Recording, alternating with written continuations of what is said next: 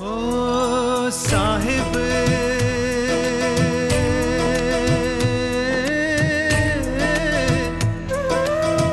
जग में महान है मेरा साहिब, जग में महान है। तेरे चरणों में मेरी जान है, मेरा साहिब सत्य समान है। मैं बंदगी साहिब की करूं, मेरा साहिब ही भगवान है। साहिब जग में महान है। साहिब बंदगी, साहिब बंदगी, साहिब बंदगी, साहिब बंदगी, साहिब बंदगी, साहिब बंदगी, साहिब बंदगी, साहिब बंदगी, साहिब बंदगी, साहिब बंदगी, साहिब मेरा बंदगी, साहिब, साहिब बंदगी, साहिब बंदगी, साहिब मेरा साहिब। बोले सद्गुरुदेव की। डूबने वाला भी हाथ पांव मारता है और तैरने वाला भी हाथ पांव मारता है, तब वो डूबेगा ही, डूबने के अलावा उसके पास कोई साधन नहीं है। पहले अगर जानता है तो गिर पड़ा तो तैरने लग जाएगा। इस तरह साहब वाणी में एक बात भी कह रहे हैं, कमाई की बात नहीं कर रहे हैं। रस गगन गुफा में अजर झरे, बिन बाजा झनकार उठे तो समझ पड़े जब ध्यान धरे। युगन युगन की तृष्णा बुझाए, कर्म भर्म अग व्याध टरे। कहत कबीर सुनो भाई साहब, अमर होए कभू न मरे। वाह, पर समझ पड़े एक शब्द आ रहा है, तब जब ध्यान धरे। इसलिए आप केवल बैठे एक पूर्ण गुरु के सानिध्य में, आगे आपको ध्यान भजन का रहस्य साहब बताते चलेंगे। वाह, योग की अपनी अपनी मंजिलें हैं, अपनी अपनी सीमाएं हैं। कुछ किसी सीमा तक जाते, कोई खेचरी की, कोई भूसरी, ये दर्जे हैं। जैसे भाई पहले प्राइमरी, फिर मिडिल स्कूल है, फिर हाई स्कूल है, हायर सेकेंडरी स्कूल है, कॉलेज है, फिर विश्वविद्यालय है, महाविद्यालय है। इसी प्रकार से साधक इन साधनाओं को करता चलता है। पर तत्काल में जितने भी लोग आए, कोई सज्जन मेरे पास आया, उसने कहा कि फला महात्मा के अलावा इस दुनिया के अंदर मोक्ष का द्वार कहीं भी नहीं है। इसके अलावा जहाँ भी आदमी भटका है वो मुक्त नहीं हो सकेगा। मैंने उनसे कहा एक मेरी प्रार्थना है। मैंने कहा ऐसा तो सभी धर्म के लोग कह रहे हैं भाई, वेद सिद्धांत भी कह रहा है अनादि ब्रह्म की उपासना के बिना जीव संसार सागर से पार नहीं हो सकता। किताब भी, कुरान शरीफ में भी, इस्लाम भी यही कह रहा है कि परमात्मा तक पहुंचने का सूत्र ही इस्लाम है। ईसाई भी कह रहे हैं मुक्ति का द्वार यीशु मसीह है,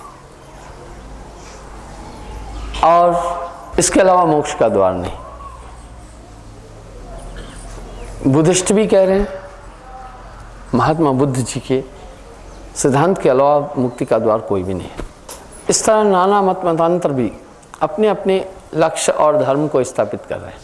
मैंने कहा भाई सुनिए, सभी अपने अपने लक्ष्य और धर्म की बात कर रहे हैं, पर इसमें यह देखना है इशारा इन सब का किस तरफ है। अगर हम देखें हज़रत मोहम्मद साहब की निगाह में जो जिस खुदा की बात कही वो निराकार हैं, बोल रहे हैं बेचुना खुदा। अगर हम ईसा मसीह जी की बात को देखें तो वो खुद कह रहे हैं मेरा आकाशी पिता, मैं उसका इकलौता पुत्र हूं। आकाशी का भाव है निराकार, यानी ईसा मसीह जी का भी इशारा निराकार की तरफ है। वेद भी कह रहा है जेते दृश्यम तेते अनित्यम, जेते आदृश्यम तेते नित्यम। वेद भी निराकार तक ले जा रहा। अब अगर कोई कहे कि एक ही बात है, तो एक ही बात है, बात एक ही हुई। क्राइस्ट का भी इशारा निराकार की तरफ है, हज़रत मोहम्मद साहब का भी इशारा निराकार की तरफ है, वेद का इशारा भी निराकार की तरफ है। एक बात तो हुई, लेकिन साहब ने इनसे परे कहा वेद किते पार नहीं पावे, कहन सुनन से न्यारा। वह भाई यहाँ एक धार्मिक क्रांति उत्पन्न हो गई। वेद तो चार वेद को कहा, किताब कुरान को कहते हैं वेद किताब पार नहीं पावत, कहन सुनन से न्यारा है, अबदू बेगम देश हमारा है। खोजत फिरूं वैद बा घर का, कोई देत ना हामी। बात तो अपने अपने समय में आए, लेकिन इशारा निराकार निरंजन तक रहा, निराकार तक रहा। और साहब वाणी में कह भी रहे हैं ये बात, सिद्ध साधक गण गंधर्व ऋषि मुनि और देवा, ये सब लाग निरंजन सेवा। पीर पैगंबर कुतुब औलिया, काल निरंजन सबको छलिया। सिद्ध साधक और जोगी जत्ती, आगे खोज न पाए रत्ती। चाहे निरंजन माए समाए, आगे का कोई भेद न पाए। इसका मतलब यह है कि कालांतर में जितने भी संसार में विचारक, धर्म उपदेशक, पीर पैगंबर, सिद्ध साधक आए, निरंजन तक की बात कही, निराकार तक की बात कही, पर साहब आगे की बात कर रहे हैं। क्या पंच तत्व के अस्तित्व को साहब स्वीकार नहीं कर रहे हैं? साहब ने कहा वो पुरुष जिसका कभी भी नाश नहीं होता। एक आदमी ने मुझसे संवाद किया कि देखो महाराज, पांचों तत्व नाशवान है, एक निराकार नित्य है। मैंने कहा भाई मुझे निराकार की डेफिनेशन ठीक से समझाओ। सबसे पहले मुझे पांच तत्व समझाइए, आपकी दृष्टि में निराकार क्या चीज है, थोड़ा समझ में आए। पर यहां दादू दयाल जी कह रहे हैं कोई सरगुण में रीझ रहा, कोई निर्गुण ठहरा है। अटपट चाल कबीर की मुझसे कहीं न जाए। साकार कहो तो माया माही, निराकार कहे आए नहीं। कहे कबीर कह रहे साकार कहो माया माही, निराकार कहे आए नहीं। हैं जैसा तैसा रहे, कहे कबीर विचार। अर्थात जो साहब ने परम तत्व की बात कही, वो साकार निराकार दोनों की स्थिति से कहीं परे की बात बोल रहे हैं। साकार कहो तो माया माही, साकार कहो तो माया के अंदर आए, निराकार कहे आए नहीं। निराकार का अर्थ है कि शून्य रहे, है जैसा तैसा रहे, कहे कबीर विचार। साहिब की निगाह में वो तत्व निराकार साकार दोनों से परे। दादू दयाल जी ने बोला कोई सरगुण में रीझ रहा, वाह भाई कुछ सरगुण की बात करें। कोई निर्गुण ठहरा है, कुछ निराकार की बात करें। दादू चाल कबीर की दोनों दीन में ना है, वाह वाह भाई कबीर साहब का सिद्धांत है इन दोनों से कहीं आगे चल रहा है, कहीं खंडित और निंदा नहीं कर रहे हैं। जब मैंने पूछा तो उन्होंने कहा, मैंने कहा भाई पांच तत्व मुझे समझाइए। कह रहे हैं जी एक अग्नि तत्व, पहला पृथ्वी तत्व। मैंने कहा बिल्कुल नजर आ रहा है, पृथ्वी पर हम चल रहे हैं। दूसरा बोला भाई जल तत्व, जल का हम सेवन कर रहे हैं, समझ में आ रहा है। तीसरा कहा वायु तत्व, हाँ वायु तत्व का भी बोध हो रहा है, हम सब श्वास ले रहे हैं, स्पंदन हो रहा है। चौथा कह रहे हैं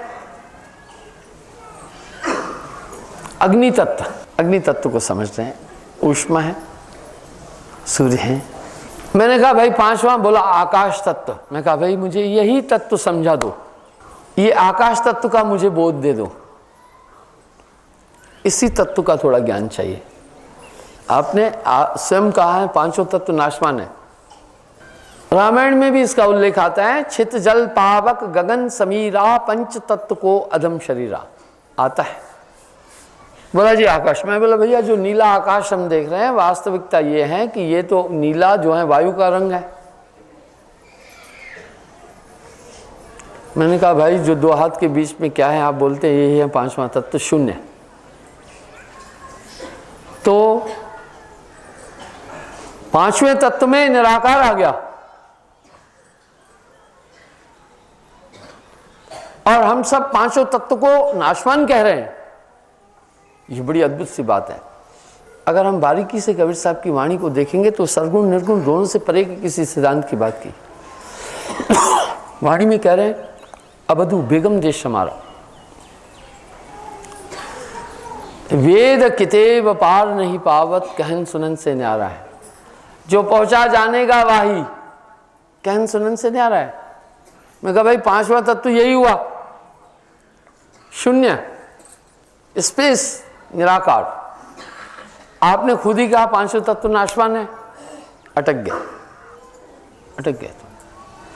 अर्थात सार भी यही है, सत्य भी है, तत्व तत्व के विनाशक है। अनंत प्रलय के समय पांचों तत्वों का नाश हो जाता है, पर महाप्रलय में चार तत्व नष्ट होते हैं, निराकार रह जाता है। लघु प्रलय में थोड़ा विनाश होता है, भूकंप आते हैं, बाढ़ें आती हैं। प्रलय में पृथ्वी तत्व लय हो जाती है, जल ही जल हो जाता है। और महाप्रलय में 4 तत्व नष्ट हो जाते हैं। यानी पंचम निराकार तत्व महाप्रलय में भी नष्ट नहीं होता है। महाप्रलय में क्या होता है, पूरे ग्रह नक्षत्र डिसबैलेंस हो जाते हैं, पृथ्वी को झटके लगते हैं, पृथ्वी को वायु जल अपने में घुलित कर देता है। तत्व ही तत्व के पोषक है, तत्व ही तत्व के नष्ट करता है, इसलिए जल पृथ्वी को नष्ट कर देता है। और पृथ्वी सूर्य के नजदीक पहुंच यानी इर्द गिर्द आ जाती है, जल नष्ट हो जाता है, शोषित हो जाता है। अग्नि में ये ताकत है जल को शोषित करने की, जल तत्व नष्ट हो जाता है। देखा, पृथ्वी को जल ने शोषित कर लिया, जल को अग्नि ने, अग्नि को वायु बुझा देती है, वायु तत्व भी समाप्त हो जाता है। हम सब देखते हैं, दिया जलाएं, कहीं हम फूंक लगाते हैं तो दीपक बुझ जाता है। इससे पता चलता है कि वायु में अग्नि को शांत करने की शक्ति है। और वायु को आकाश विलोम कर लेता है, अब्सर्ड करना शुरू कर देता है। वैज्ञानिक लोग इसी बात को कह रहे हैं, जो ब्लैक होल है ये हर आइटम को अपने में लय करता जाता है, इस तरह शून्य रह जाता है। ये महाप्रलय। लेकिन अनंत प्रलय में पंचम तत्व शून्य भी खत्म हो जाती है। शून्य में महाप्रलय के बाद फिर सृष्टि इसलिए होती है कि फिर शून्य में वायु का प्रवेग उत्पन्न होता है, वायु से फिर अग्नि तत्व की उत्पत्ति होती है, अग्नि से फिर जल उत्पन्न हो जाता है, जल से फिर पृथ्वी की उत्पत्ति होती है। ये बढ़ती जाती है, जल से पृथ्वी की उत्पत्ति होती है। इसको अगर आप प्रमाणित करना चाहें, आप देखना चाहें तो देख सकते हैं। 1 बाल्टी पानी की भरकर आप ढककर किसी कमरे में रख दें, महीने 2 महीने बाद अगर आप उसको देखेंगे तो उसमें काई आ गई। आप क्या सोचते हैं ये काई कचरा है? नहीं, काई जल का गुण है, काई जल का गुण है, कचरा नहीं है।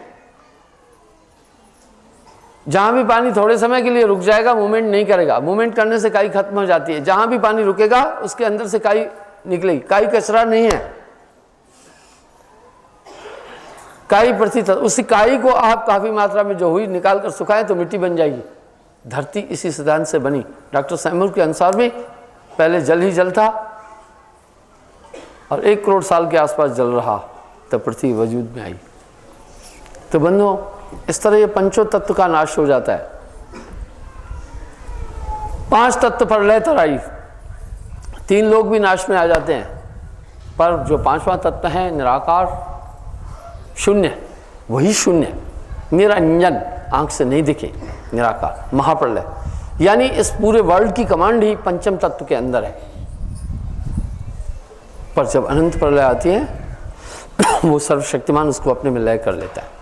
इसलिए 3 लोक में जो कुछ आए, काल निरंजन सबको डाहे। उस साहिब ने उस अमर देश का वर्णन किया है, थोड़ा सा देखते हैं, प्रसंग आ गया। कैसा देश है वो? बेगम देश है, जहां जन्म मरण भी नहीं है, माया भी नहीं है, पंचभौतिक तत्व भी नहीं है,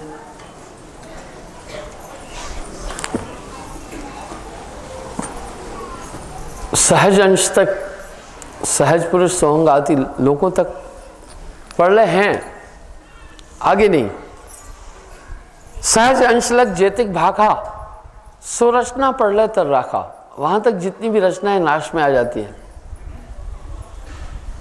यह लग प्रलय को प्रमाणा, यहां तक प्रलय का प्रमाण है। आगे अक्षय लोक अस्थाना, अक्षय, क्षय कहते हैं नाश को, अ यानी नहीं, जहां कभी भी नाश नहीं है।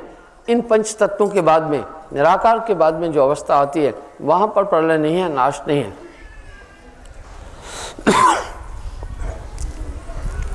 सहज पुरुष से आगे जाइए, आदि पुरुष का लोक है भाई, वहां परम पुरुष का लोक है। सहज अंश से, सहज से एक असंख्य प्रमाण, तहवा आदि पुरुष स्थाना। कह रहे एक असंख्य योजन, कई प्रकाश वर्ष दूरी आगे जाने पर आदि पुरुष का देश है, उस परम पुरुष का धाम है। इस तीन लोक से कहीं भिन्न देश की बात कही, कोरी कल्पना नहीं, उसमें सार है। कह रहे हैं तहां नहीं प्रलय की छाया, वहां कोई डिसोल्यूशन नहीं है क्योंकि तत्व नहीं है। बड़ी टेक्निक और साइंटिफिक बात है। जहां भी तत्व है वहां नाश है जरूर। हम सब एक नाशवान संसार में रह रहे हैं, सभी ने इस संसार को इसलिए नाशवान कहा। भाई तूफान आता है तो तिनके घास फूस उड़ जाता है, आग लगती है तो जल जाता है। इस तरह तीन लोक प्रलय तर आई, इस तीन लोक में 14 भवन है। कहें ये तो नाश हो ही जाएगा। चारों मुक्तियों का स्थान भी तीन लोक में है। वेद ने तीन लोक तक की बात की, किताब ने तीन लोक तक की बात की, जितने ऋषि मुनि पीर पैगंबर आए इन्होंने तीन लोक की बात की। पर संतत्व की धारा चौथे लोक की बात कर रही है। पर ये पहले अटपटी लगी इसलिए संतों का विरोध हुआ। ठीक वैसा ही जब पहली बार कोपरनिकस ने कहा धरती घूमती है, वाह भाई कोपरनिकस को तो मौत सजाए मौत दी गई। पुरानी मान्यताओं को थोड़ी सी टकराव हुआ, स्वाभाविक है। लेकिन आज सभी बच्चों को सिद्धांत रूप में स्कूल में पढ़ाया जा रहा है कि बच्चों धरती घूम रही है। पृथ्वी की दो गतियां हैं, वार्षिक, दैनिक और वार्षिक। पृथ्वी अपने अक्ष पर भी घूम रही है और कक्षा में घूम रही है। दोनों इसकी राउंडिंग हॉरिजॉन्टल है, वर्टिकल नहीं। कोपरनिकस ने जब पहली बार ये बात कही उसे फांसी की सजा दी। जब साहब ने पहली बार आकर, संतों ने पहली बार आकर चौथे लोक की बात कही तो बड़ा विरोध भी हुआ। कोई बड़ी बात नहीं है, स्वाभाविक है। वो एक ऐसे देश की बात कर रहे हैं, कोई गप नहीं है। आगे कह रहे हैं तहां नहीं तीन गुणन को वहवा, ब्रह्मा विष्णु महेश न तहवा, नहीं तहां ज्योत निरंजन राई, अक्षर अचिंत तहां न जाई। जहां ब्रह्मा विष्णु महेश 33 कोटि देवता भी नहीं है। चौंकाने वाली बात है ये सब तीन लोक के दायरे के अंदर है। कबीर साहब अपनी वाणी में बोल रहे हैं नहीं तहां ज्योति निरंजन राई, शून्य भी नहीं, वहां काल पुरुष भी नहीं है। अक्षर अचिंत तहां नहीं जाई, तहां नहीं शिव शक्ति अवतारा, नहीं तहां अक्षर ओंकारा। वाह, उन सबसे परे हैं बोल रहे हैं। ब्रह्म जीव न तत्व की छाया, ये बहुत विचारणीय बात है। कहना जीव भी नहीं है। ये जीव क्या है? प्राणेन धरित जीवेशु। जब ये आत्मा शरीर को धारण कर लेती है तो इसको जीवात्मा या जीव कहते हैं। जैसे बर्फ जब जल जम गया तो इसकी संज्ञा है बर्फ, तब इसे जल नहीं कहते बर्फ कहते हैं। पर जल में और बर्फ में तात्विक भिन्नता नहीं है। और वाष्प, इस पानी को उबाल दो तो ये वाष्प बन जाती है। तीनों में तात्विक भिन्नता नहीं है भाइयों। इसी तरह आत्मा, वहां पर प्राण नहीं है, पवन नहीं है, माया नहीं है, सुबह और शाम नहीं है, सुख और दुख से परे है वो देश। अवधु बेगम देश हमारा। कई निर्गुण शब्दों में साहब ने उस देश का उल्लेख किया। वहां जाकर के जीव अचल अमर हो जाता है। आपने भी सुना, क्योंकि वहां बड़ा सिक्योर होता है, वहां प्रकृति नहीं है। जैसे आप एक ऐसे कमरे में गर्मी के मौसम में भी पहुंच जाते हैं एयर कंडीशन रूम में, तो वहां गर्मी नहीं आती कि वैक्यूम किया गया है उसे, उसके कारण से उसका वातावरण ठंडा है। इस तरह उस देश में प्रलय नहीं है, नाश नहीं है, विनाश नहीं है, माया नहीं है, पंचभौतिक तत्व नहीं है, दुख सुख इनसे परे हैं। इसका उल्लेख वेद किताब नहीं किया, कह रहे ये परे हैं।